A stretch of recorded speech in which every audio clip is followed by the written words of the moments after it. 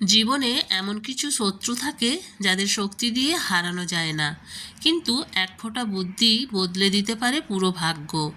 আজ আমরা শুনব এক পঞ্চতন্ত্রের গল্প, যেখানে কাকের কান্না, সাপের অহংকার আর শেয়ালের বুদ্ধি বদলে দেয় মৃত্যুকে জীবনে। নমস্কার বন্ধুরা, আপনি শুনছেন গল্পবন্ধন। গল্পের শেষে এমন একটি শিক্ষা আছে যা আপনার জীবনেও কাজে লাগবে। তাহলে আর দেরি কেন? চোখ বন্ধ করুন, মন খুলুন, শুরু হোক আজকের গল্প। কাক, সাপ ও বুদ্ধিমান শেয়াল।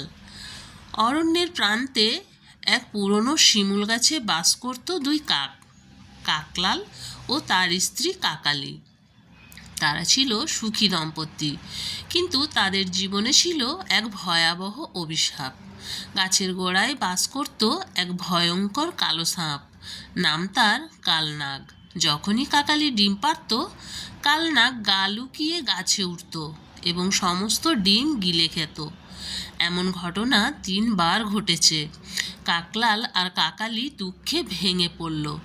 একদিন কাকালি কাঁদতে কাঁদতে বলল, আমাদের সন্তান কি কখনো হবে না? এই সাপ তো আমাদের সব আশা শেষ করে দিল। কাকলাল বলল, ধৈর্য ধরো প্রিয়, এই বনে একজন আছে যে সমস্যার সমাধান করতে পারে। শিয়াল বুদ্ধিমান, চলো তার কাছে সাহায্য চাই। বনের মাঝে থাকতো এক অত্যন্ত বুদ্ধিমান শেয়াল, শিবাংশু শেয়াল। তার কাছে সব প্রাণী সমস্যা নিয়ে যেত, আর সে বুদ্ধি দিয়ে সমাধান বের করত। কাকদম্পতি এসে সব কথা খুলে বলল। শেয়াল কিছুক্ষণ চোখ বন্ধ করে ভাবল, তারপর হাসল। বন্ধুরা, সাপের সঙ্গে সরাসরি লড়াই করা তোমাদের কাজ নয়। সাপ শক্তিশালী, বিষাক্ত, কিন্তু সে অহংকারী, আর অহংকারকে নষ্ট করতে শক্তি নয়, বুদ্ধি লাগে।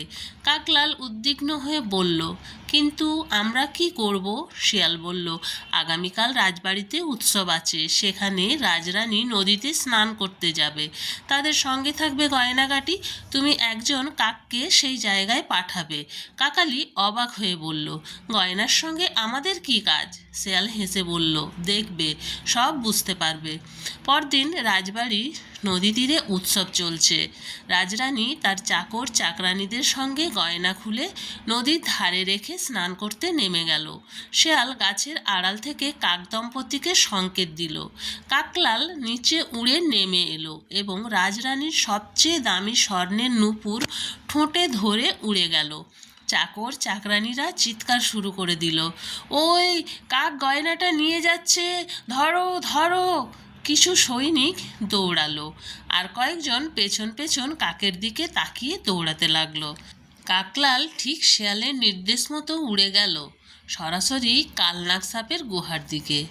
কাক গয়নাটা ফেলে দিল সাপের গুহার ঠিক সামনে। সৈনিকরা দৌড়ে এসে উঠেই চিৎকার করে বলল, এখানে, নূপুরটা তো এখানেই। এক সৈনিক যখন নূপুর তুলতে হাত বাড়ালো, গুহা থেকে বেরিয়ে এলো ভয়ঙ্কর সাপ কালনাগ। সৈনিকরা চমকে উঠল, সাপ সাপ! তবে তারা ভয় পেল না, কারণ তারা প্রশিক্ষিত ছিল। তারা লাঠি দিয়ে সাপকে আঘাত করতে লাগলো। এক প্রচণ্ড যুদ্ধে কালনাগ সাপ মারা গেল। কাকদম্পতি গাছ থেকে সব দেখল এবং অবশেষে বহুদিন পরে শান্তির হাসি ফুটল তাদের মুখে। শেয়াল গাছের নিচে দাঁড়িয়ে বলল, দেখলে, শক্তি দিয়ে নয়, বুদ্ধি দিয়ে সমস্যার সমাধান করতে হয়। সাপ মারা যাওয়ার পর কাকলি আবার ডিম পারল। এবার আর কেউ তাদের ক্ষতি করতে পারল না। কিছুদিন পর 3টি সুদর্শন বাচ্চা কাক জন্ম নিল। কাকদম্পতি খুশিতে কান্নায় ভেঙে পড়ল। শিয়াল পাশে এসে বলল, বন্ধুরা, সুখ সবসময় আসে না, কিন্তু বুদ্ধি ব্যবহার করলে সুখের দরজা খুলে যায়। সেদিন থেকে কাকদম্পতি, শিয়াল শিবাংশু, 3জনের বন্ধুত্ব আরও গভীর হলো। এইভাবেই বুদ্ধির জোরে শেষ হলো এক ভয়ঙ্কর শত্রুর অধ্যায়। এই গল্প আমাদের কয়েকটি জিনিস শেখায়। সেই জিনিসগুলি হলো, রাগ নয়, বুদ্ধি আসল শক্তি। আর শক্তিশালী শত্রুকেও হারানো যায়, সেটাও কৌশলে। আর যে সত্যিকারের বন্ধু হবে সে বিপদের সময় সব সময় তোমার পাশে এসে দাঁড়াবে। যদি এই পঞ্চতন্ত্রের গল্পটি আপনার ভালো লেগে থাকে তাহলে ভিডিওটি লাইক করুন, আপনার মতামত কমেন্টে লিখুন। আর এমন আরও গল্প শুনতে গল্পবন্ধন চ্যানেলটি এক্ষুনি সাবস্ক্রাইব করুন। আবার দেখা হবে নতুন কোনো গল্পে, নতুন কোনো শিক্ষায়। ততক্ষণ ভালো থাকুন, সুস্থ থাকুন আর গল্পের সাথেই থাকুন। ধন্যবাদ।